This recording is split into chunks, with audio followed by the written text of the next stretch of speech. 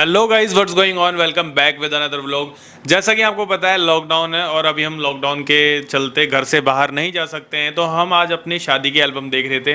तो हमने सोचा कि हम अपनी शादी की एल्बम आप लोगों के साथ शेयर करते हैं। तो आप लोगों का ज्यादा टाइम ना लेते हुए, ज्यादा टाइम खराब ना करते हुए हमारी एल्बम हम शेयर करने जा रहे हैं। So first of all we will talk about our engagement. ये हमारी एंगेजमेंट की पहली पिक है। इसमें लड़की के मम्मी पापा लड़के के पेरेंट्स से मिलने आते हैं और उनको रिंग सेरेमनी की तरह होता है, गोद भराई जिसको हम बोलते हैं। तो इस फोटो में जैसा आप देख रहे हैं कि यहाँ पे जो मेरी सासू माँ है मुझे तिलक कर रही है। ये सेम प्रोसेस हमारे घर पे भी होता है, जहाँ इनके मम्मी पापा हमारे घर पे आए और भी जो इनके घर के मेंबर है सब हमारे घर पे आए, उन्होंने गोद भराई करी है, मतलब रिंग सेरेमनी हुई है। क्या होता है कि लड़के के कोई भाई या बहन जो भी होती है वो रिंग पहनाते हैं। हमारे में लड़के या लड़की मतलब एक दूसरे को रिंग नहीं पहना सकते, ऐसी रिचुअल्स है। और जैसा कि आप लोग बोलते रहते हैं कि अपनी फैमिली से इंट्रोड्यूस करवाओ, अभी फैमिली से भी इंट्रोड्यूस करवाएंगे। मेरे बहुत बड़ी है हमारी। हाँ, फैमिली अभी मेरे मम्मी पापा गांव में है, लॉकडाउन है इस वजह से वो पहले से ही गांव में फंसे हुए हैं।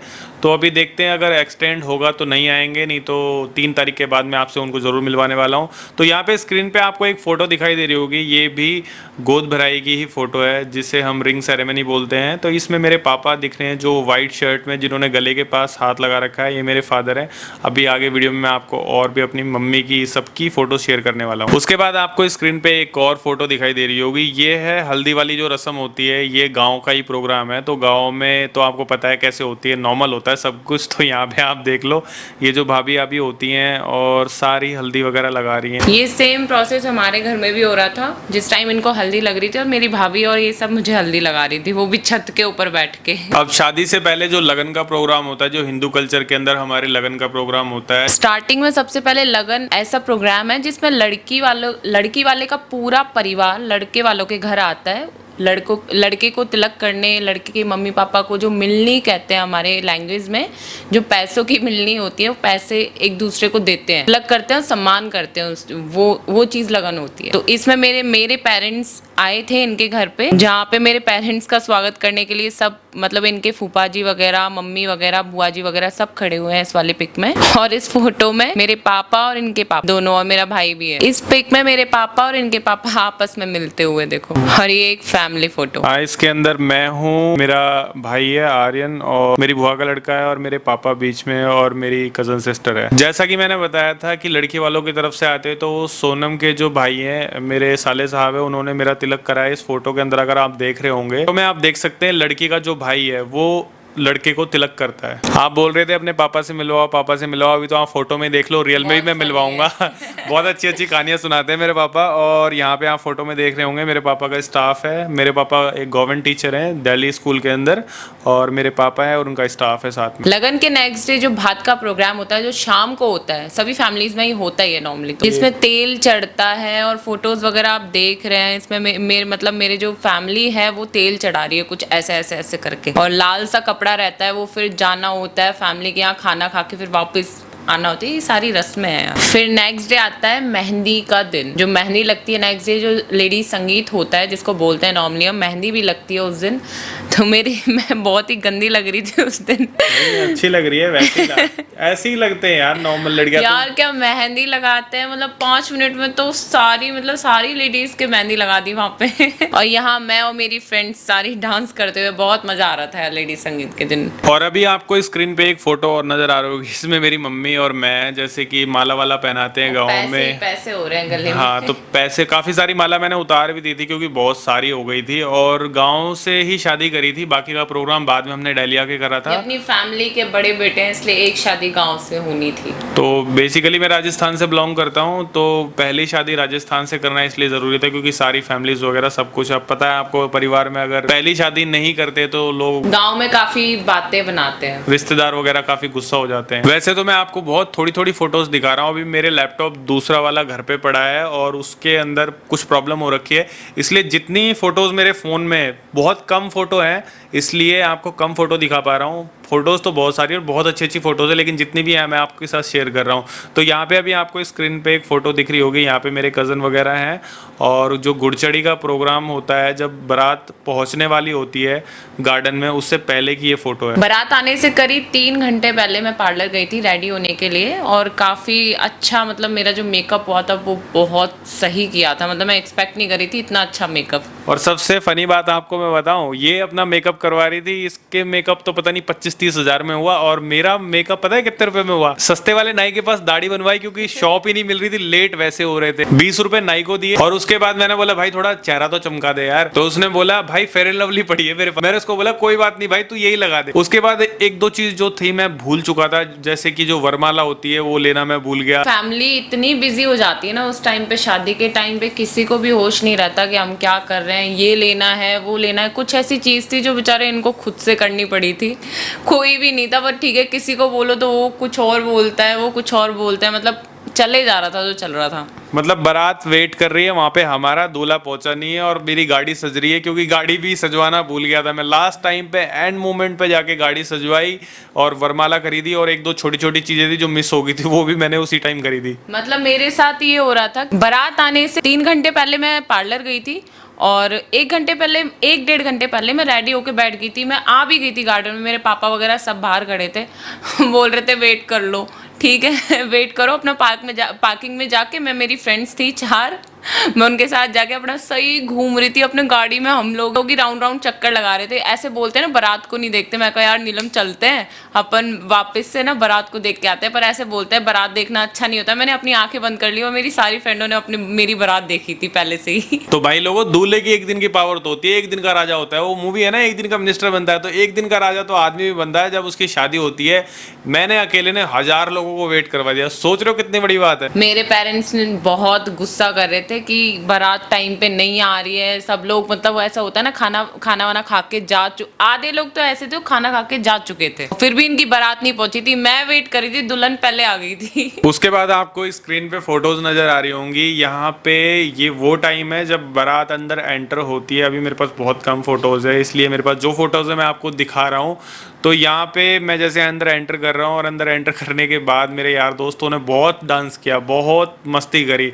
मतलब जो दिल्ली से मेरे स्टाफ के थे, दिल्ली पुलिस के वो लड़के, वो साथ में गए हुए थे, उन्होंने क्या करा, मुझे कह रहा भाई ठीक है तुझे भी नाचना पड़ेगा। मैं भी ज़बरदस्ती उन्होंने पकड़ के नचा दिया, और कह रहे ढंग से नाच, ऐसे नहीं मस्ती से नाच। मैं कहा भाई ठीक है, इतना ही नाच सकते हैं, और कितना नाच सकते हैं। वो दूल्हा वैसे सर पे पगड़ी अलग है और ऊपर से जबरदस्ती पकड़वा के नचा रहे हैं। यहाँ पे आपको एक और फोटो दिखाई दे रही होगी स्क्रीन पे, जिसमें जो सोनम की भाभी हैं, यानी कि मेरे साले साहब की वाइफ हैं, ये यहाँ पे फूलों से स्वागत कर रही है हमारा। और सोनम की सारी फ्रेंडें सही फन में नाच रही है, बहुत मस्ती कर रही है, बहुत मजे किए उस दिन तो यार, बहुत सच में। मेरा खुद का मन कर रहा था अगर मैं दूल्हा नहीं होता ना, ऐसा नाचता देखते जाते सारे के सारे। अब यहाँ पे आपको स्क्रीन पे एक और फोटो नजर आ रही होगी जिसमें सोनम को आशीर्वाद दे रहे हैं मेरे पापा। अब मेरे पापा देसी स्टाइल में है, बिल्कुल कुर्ते में पजामे में, कोई कोट पैंट नहीं, कोई वो नहीं, बिल्कुल देसी लुक में, क्योंकि मेरे पापा को पसंद ही देसी लुक है। तो भाई इसलिए जैसे हैं वैसे ही शो करेंगे मेरे पापा, वो शो ऑफ नहीं करते बिल्कुल भी। अब यहाँ पे आपको स्क्रीन पे फोटो सेशन दिख रहा होगा भाई, अलग अलग फोटोग्राफर आ गए। कोई कह रहा है ऐसे पोज मारो, कोई कह रहा है ऐसे पोज मारो, हम तो कंफ्यूज। इतने भारी लहंगे में भी मुझे गोल गोल घूमना पड़ रहा था।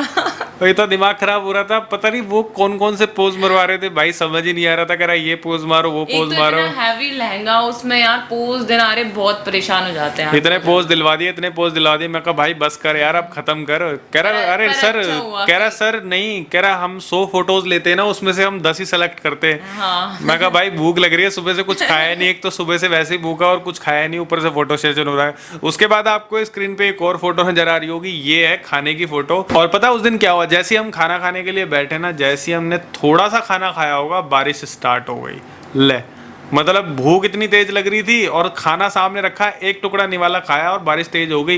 मैं कहा यार चलो ठीक है, फिर सबको समेट दिया वहाँ से, और फिर बाद में हमने आराम से 1 घंटे बाद तसल्ली से खाना खाया। और यहाँ पे स्क्रीन पे आपको एक फोटो नजर आई होगी जिसके अंदर सोनम के मम्मी डैडी हैं, यहाँ मुझे आशीर्वाद दे रहे हैं।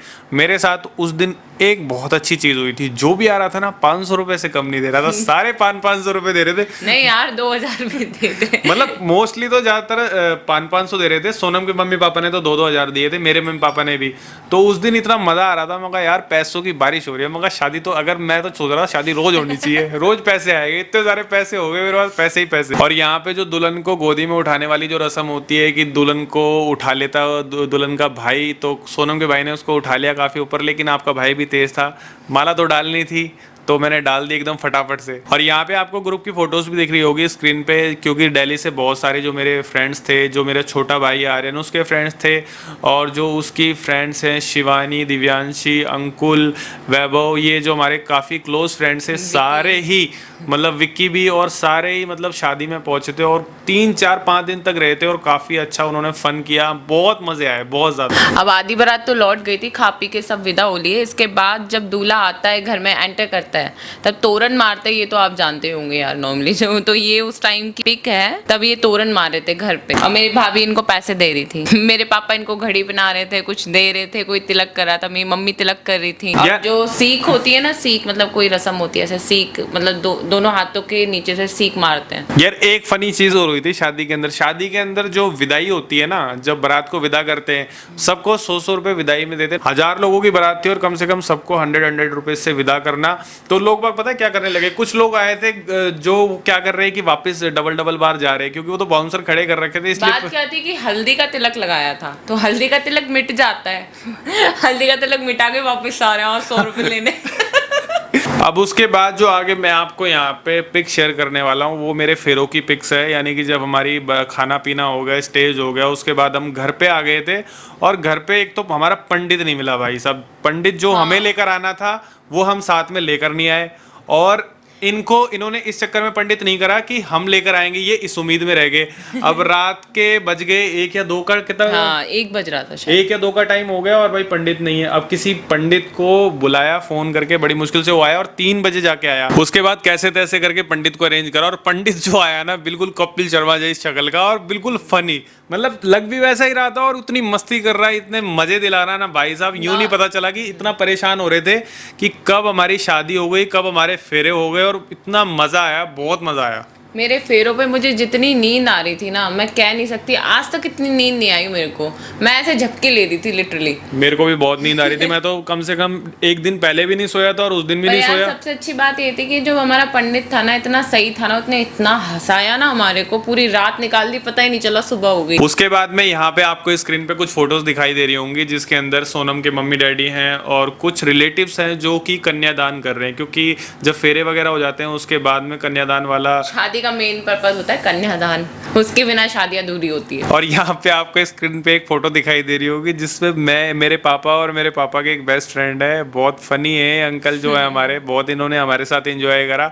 एकदम बिल्कुल फैमिलियर हो जाते हैं और एज डिफरेंस पता ही नहीं चलता कि अपनी एज के किस एज के, तो बहुत मस्त मजा आता है इन अंकल के साथ में। अब शादी हो गई थी पूरी और हो गया विदाई का टाइम है। मतलब सुबह शायद 7 या 8 बज रहे थे। खाना वाना खिलाते हैं, जो भी बाराती बच जाते हैं और घर में रहते हैं उनको खाना वाना खिला के विदा करना होता है सुबह के टाइम। तो विदाई के प्रोग्राम में भी आप देख रहे होंगे कुछ पिक्स आपको जो इमोशनल हो जाते हैं उस टाइम पे काफी। मेरा भाई भी मेरे को उठा के लेके जा रहा था गाड़ी तक, जो विदाई होती है वो उसमें लड़की का भाई उठा के गाड़ी में उसको बिठाता है, ये रस्म होती है। और सुबह के टाइम जो हमारे जो परिवार के कुछ खास लोग रह जाते हैं उनको भी विदा करते हैं, मतलब सुबह जाने से पहले। तो लगभग 11 से 12 बजे के आसपास हमारी बारात विदा हो गई थी, मतलब हम लोग चले गए थे सोनम को लेके हमारे गाँव। तो अब हम पहुंच जाते हैं हमारे गाँव के अंदर सीधा, क्योंकि क्या होता है ना, हमारे में रस्म होती है शादी करने के बाद में, जब घर पे आते हैं उसके बाद जो हमारे कुल देवता होते हैं उनके वहाँ पे माथा टेकने के लिए ज़रूर जाते हैं। तो हमारे जो 3-4 कुल देवता हैं, पहले हम वहाँ पे गए, आपको दिखाई दे रही होंगी स्क्रीन पे फोटोज़ वगैरह। और एक डंडी वाली मारने वाली रस्म भी होती है, पैर छूने वाली रस्म भी होती है। सोनम ने मेरे पैर छुए, उसके बाद छुए तूने मेरे पैर दोबारा? 7 बार डंडी से मारना होता है, वो रस्म होती है। और शादी के टाइम पे जो एक कंगन डोरा बनता है उसमें गांठें बांधती है भाभियां, इतनी टाइट गांठें बांधती है कि जब खोले तो खुले ना।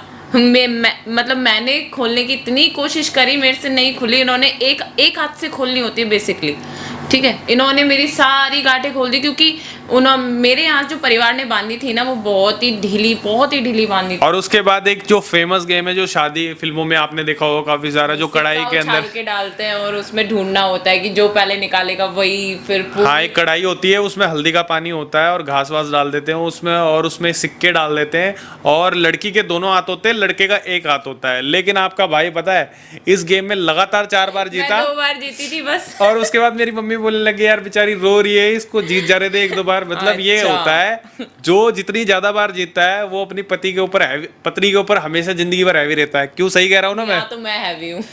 जो मेरा छोटा भाई है, जो इनका देवर है, और उसकी एक रस्म होती है कि जो दूल्हे का भाई होता है वो दुल्हन के पैरों पे बैठता है, ऐसा कुछ होता है ना? गोदी में बैठना होता है उसको दुल्हन के। वो बैठा था, आकाश बैठा था। और यहाँ पे स्क्रीन पे आपको कुछ फैमिली फोटोज भी शो हो रही होंगी, जो कि गाँव की फोटोज वगैरह हैं। आशीर्वाद लेते हुए हैं काफी। मेरे मम्मी पापा हैं, फैमिली के लोग हैं, क्योंकि स्टार्टिंग में हम लोग वहीं थे 1 से 2 दिन, उसके बाद में हम दिल्ली आए थे। तो फाइनली हमारी यहाँ पे एल्बम होती है खत्म। ये थी हमारी प्यारी सी मैरिज की एल्बम, जो आपने होपफुली बहुत एंजॉय की होगी। हम घर में खाली बैठे हैं, कुछ कर नहीं सकते हैं, लॉकडाउन है, कहीं बाहर नहीं जा सकते, तो आपके लिए कुछ बस तो कर ही memories सकते collect कर हैं। सकते तो हैं। हम अपनी मेमोरीज देख रहे थे पुरानी, ज्यादा पुरानी खैर बात नहीं है, अभी 2000 1 साल ही हुआ है। हाँ 2019 की बात है, लेकिन हमने सोचा कि हमारी ऑडियंस हमारे से कनेक्टेड रहे, क्योंकि आप भी हमारी फैमिली हो, इसलिए हमने आप लोगों के साथ अपनी मैरिज कुछ फोटोज थी शेयर करी। ये बहुत थोड़ी फोटोज थी जो कि मेरे फोन में, दूसरे वाला लैपटॉप मेरा खराब हो रखा है, बाद में मैं एक प्रोफेशनल वीडियो बनाऊंगा,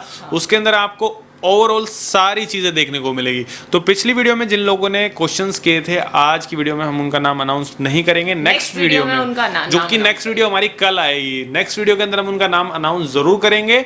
और आज का भी कोई क्वेश्चन नहीं है, और आप कमेंट करके बताओ कि हमारी मैरिज की जो एल्बम है वो आपको कैसी लगी, कमेंट करके बताएं। जिनका सबसे अच्छा कमेंट होगा उनका हम नाम नेक्स्ट वीडियो में ऐड कर देंगे। So keep watching, keep loving, keep supporting. मिलते हैं अगली वीडियो में, जब तक के लिए बाय एंड टेक केयर।